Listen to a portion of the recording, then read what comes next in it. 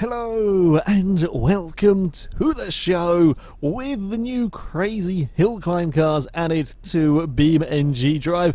Naturally, I wanted to see how these would fare going down the Canyon Rally stage. They have got almighty wings, fairly impressive front aero, plenty of power, four-wheel drive, but they are relatively low to the ground, got relatively stiff suspension, so I was curious to see how they would deal with this circuit. While it is primarily tarmac, there are some big bumps, and of course we have a couple of jumps to be worried about. Amazingly, turn 1 actually worked okay with the hill climb Pigeon. It was, though, the bridge jump where things were always likely to be toughest for this car, and may have taken too much speed over the jump at that time, and while it did actually land better than I expected, we were carrying so much speed I missed my braking point and we just couldn't get it slowed down before, well, very much skewering it through a signpost. Now this opening corner is a rather difficult turn, and if you don't get turned in soon enough, well, that is the sort of thing that will happen, especially with a car that is this fast. We go about 105, 110 miles an hour up towards the kind of jump at turn 1, and if you are not positioned perfectly for that, you are going to have a really rather nasty accident. Another thing that could get caught out by a little bit of understeer. I was taking too much speed through the S-bends there, again, thinking I could get away with it, and no. Really couldn't. It is a massive tumble down the side of the mountain. Surprisingly, the car actually stays in, well, relatively car-shaped compared to some of the vehicles that have gone down here. You can just about see that it's a Pigeon after after all of that.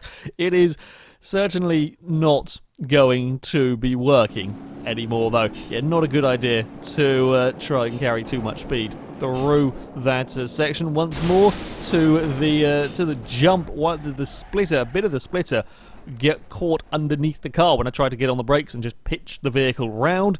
That is, yeah, less than ideal. It does come free, and the car is actually working from all of that, although it doesn't quite have the turning circle to get turned. You can see bits of debris still slightly caught underneath the vehicle.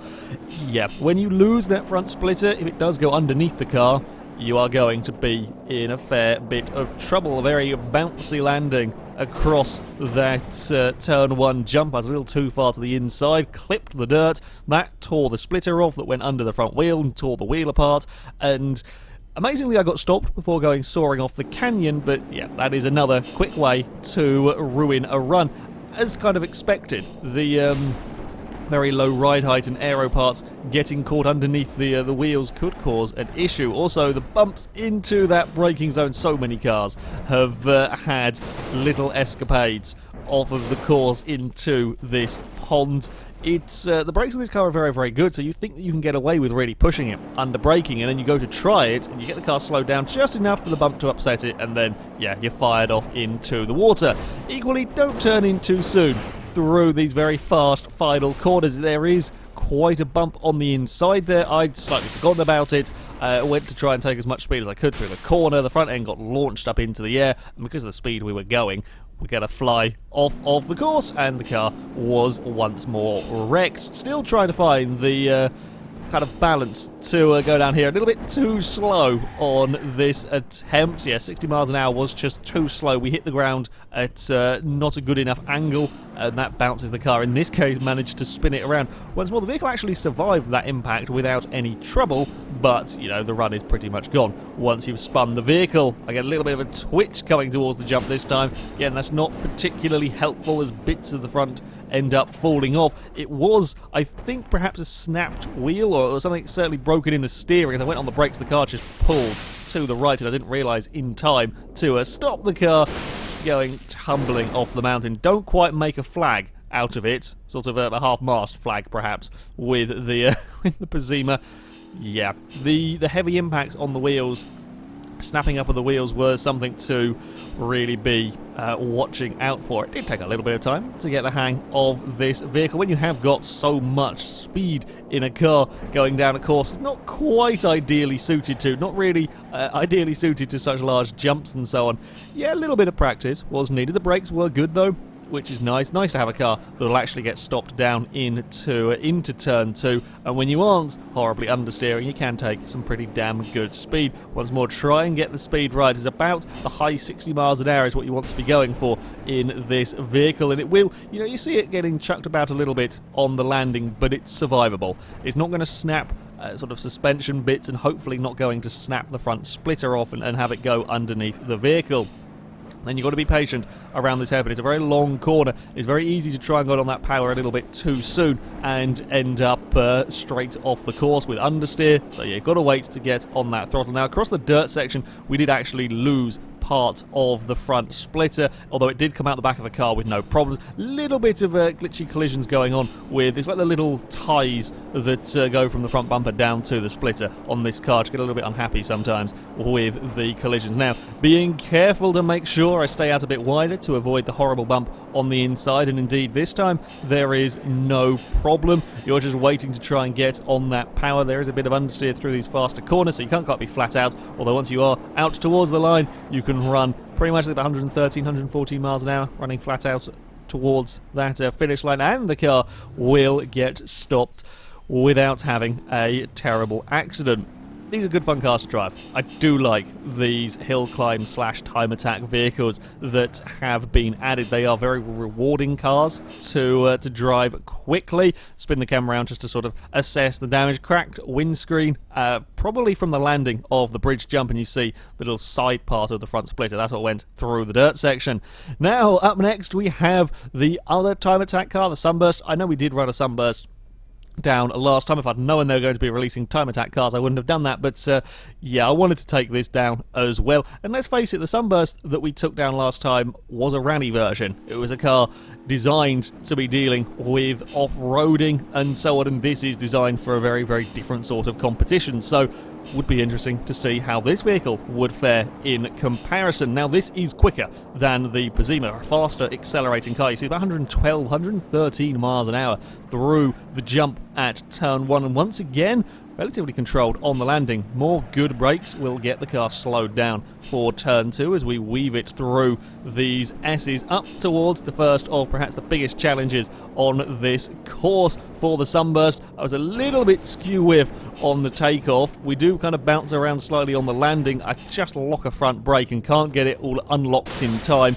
The car gets tipped and we end up in the water once more. That is... yeah, there has been many cars ended up inside that pond. The speed, not quite right that time, a big clatter on the back of the vehicle, but it was the braking into the next turn. This thing is seriously, seriously quick, and is easy to get carried away, get a little bit overconfident. Yeah, the brakes are very, very good on this car, but it'll also accelerate very quickly, and missing your braking point on this course is disastrous, pretty much. This is what I was talking about, getting understeer, coming out of the hairpin. Surprisingly easy to do when you think you've got the car turned enough. You're wanting to get on that power, you're wanting to get a quicker run out of the corner, and by the time I realised it wasn't quite going to make it, it was too late. I was already going too fast, and the Sunburst is rolled off down the mountain and has burst into flame. Quite surprised this is the one that burst into flames instead of the Pigeon, considering the Pigeon had some massive hits rolling down the canyon and so on, but no, it was the Sunburst that went up in smoke. Didn't take too long to get the hang of this vehicle. In many ways, very, very similar to the previous car. This one has just got a bit more speed, bit more acceleration about it. I think perhaps a little bit more grip, and certainly as good, if not slightly better brakes. Now, you did see on that first run I was flat out over the crest. I did get away with it. It's always very, very risky doing that, and often you are better off just being a little bit slower so you can be neater and tidier. You know, you're going to save some time if you can be smooth through these corners rather than going flat out across all of these jumps. Once more, we do lose part of that front splitter across the bridge jump, although it does ping clear of the Sunburst. Doesn't get caught underneath the wheels, so not too fussed about that particular part. Now, as we leave the hairpin, I'm making sure that we have got the car turned before going on to full throttle, and we are across the dirt. A little bit of airtime, but nothing too bad. Once more, up to about 110 miles an hour before jumping on the brakes for the hairpin.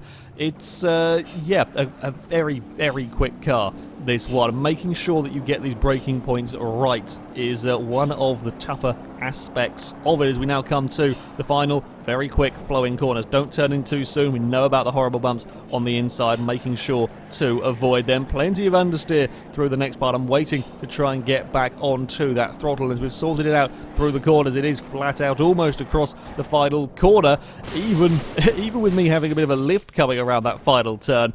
There's actually too much understeer. I wasn't quite ready for that in the sunburst, and sure enough, everything pretty much on the car is broken in that crash. That was a big shunt to finish. Yeah, it's about 117 miles an hour we were taking around that final corner, and that's about the fastest I think we've seen anything go around there, and that's too much. You can't quite take that, although it crashed after the finish line, so it doesn't matter at all. Our final vehicle, well, I was looking for other crazy sort of hill climb time attack cars. I came across this thing, and well, it just had to have a go. It is the Pigeon STG. It is absolutely crazy looking four-wheel drive, pretty fast version of the pretty much just a pigeon shell stuck on an off-road racing buggy kind of chassis almost. It's yeah, interesting to say the least. Now I went for the street spec version of this again, seeing as all of this track is on tarmac except for the tiny bit of dirt section. And the street cars have been doing okay with the jumps. I figured that would be better. If we go for too soft a suspension, I was worried about it bouncing around and so on, and just simply not being as fast when it came to some of the quicker corners. However, that did mean that the suspension you really had to be slightly concerned about on the landing of the jumps. And sure enough, on this first run, I didn't quite get it right. The back end bouncing back up into the air. And this vehicle, when it gets unsettled, you're very tough time trying to catch it. The two hill climb cars that went before weren't too bad, but this one, once it was gone, it was pretty much gone for good and nothing you could do to recover it.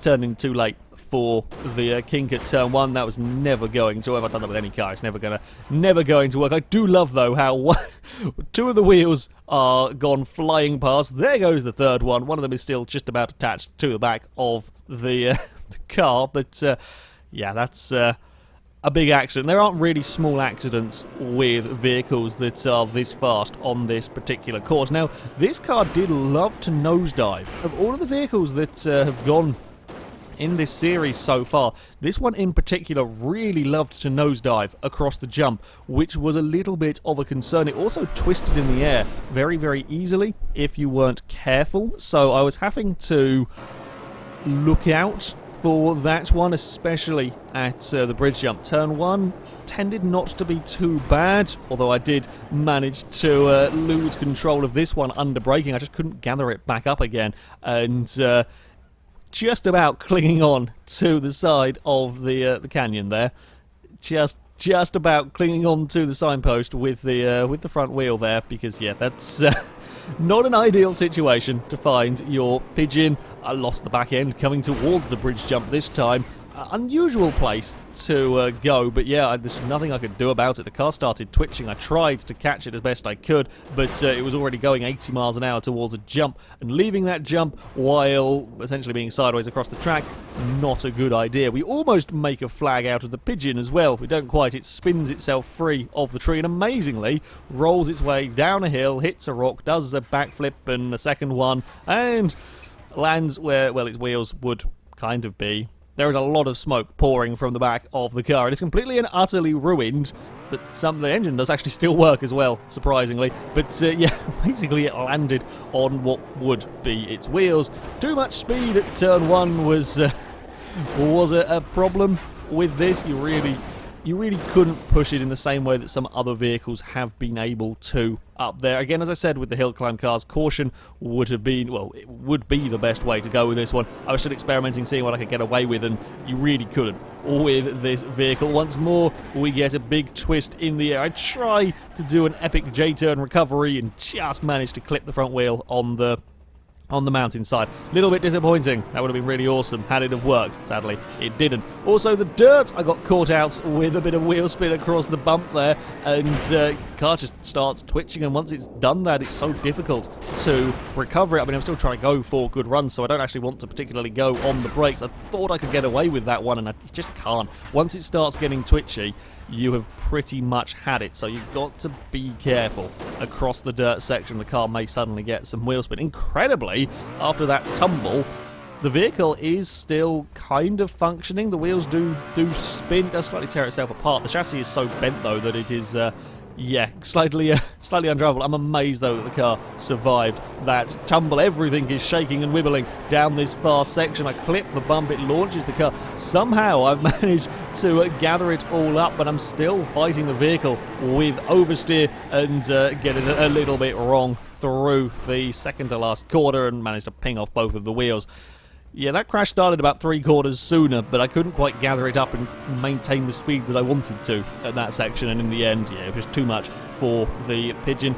It was a bit of a challenging vehicle, this one, to drive quickly. You really had to be careful, even more so than I was having to be with the hill climb cars. So certainly you had to be careful with those time attack vehicles with they're relatively very low ride height and so on, but this one, it wasn't the ride height that was the problem. The suspension dealt with the bumps fine. It was kind of the twitchiness, and if something did go slightly wrong with this, the trouble that you would get in. A little bit less speed was needed across the bridge jump. That 63 miles an hour was perfect. The way that the front of the car dives down actually meant that it had a really lovely smooth landing on the other side. So yeah, you couldn't go quick over that jump. It wasn't going to be happy with it. So yeah, had to slow it down. And, keeping that smoothness going would help overall with the sort of course time. What's more, very wary of the dirt. It still accelerates to a decent amount of speed, even with me having to kind of tippy-toe my way across the dirt there, just to make sure we don't get some sudden wheel spin. It doesn't suddenly snap sideways on me, because once it started, as I said, once it starts going, it is pretty much gone. You can fight it all you like, but you're going to end up off the course. I do actually clip the bump on the right-hand side a little bit more than I would have liked. The car is actually bouncing around a fair bit, but I do get it back under control for this fast section. It can carry some half-decent speed through here. It's back to full throttle as we run up towards the line. 114 as we slide the car past the finish line. Almost kept it all together. Couldn't quite keep it out of the rock. Although this time it's in a far better condition than the sunburst. Still perfectly happy to be driving around. We did manage to sort of break one of those, sort of tear the rear tyre apart. And as we come up to the finish line, I was wondering whether this might be the first vehicle to actually be able to do some proper celebratory donuts. It had a little bit of trouble trying to get going, and as we were trying to do these, it tore the rear tyre apart even more, but it did get going in the end as we spin it around for some celebrated proper donuts from the Pigeon. Yeah, really rather my kind of crazy vehicle, though, this one. Yes, it is a little bit on the twitchy side, but when you get it right, it is really, really rather fast. And we have sort of proper rally lights, and they were actually working on 2 of the times, and we have a completely new top 3 on this one. The Sunburst Hill Climb car would go to the top of the table, the first vehicle to get under the 1:30s down this course. A 29.1, that is a mighty quick time, with the Pazima Hill Climb a 1:33.2.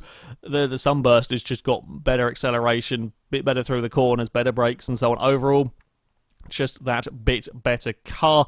The Pigeon also sets an impressive time, a 34.1. It beats the Rally Sunburst. I was not quite expecting that one from the four-wheeled Pigeon, with its tendency to get unhappy, perhaps a little bit of uncontrollability at times down this course. I thought the amount of caution that I was having to use to keep it all under control would put it a little bit further down the times, but it proves, yeah, if you can get everything right, if you're smooth with the car, it would be more than capable of getting down this course in a very, very quick time. As I didn't expect the Rally Sunburst time to be beaten for a little while, but it turns out, yeah, the Hill Climb time attack cars are more than a match for the Rally Sunburst variant. They survived this course, yeah, remarkably well. Provided the bits of splitter didn't get caught under the wheels, they, yeah, really didn't have too many issues down this course in the Pigeon is fantastically crazy. They are a fair way. It's 10 seconds the Sunburst hill climb ahead of the Night Snake. So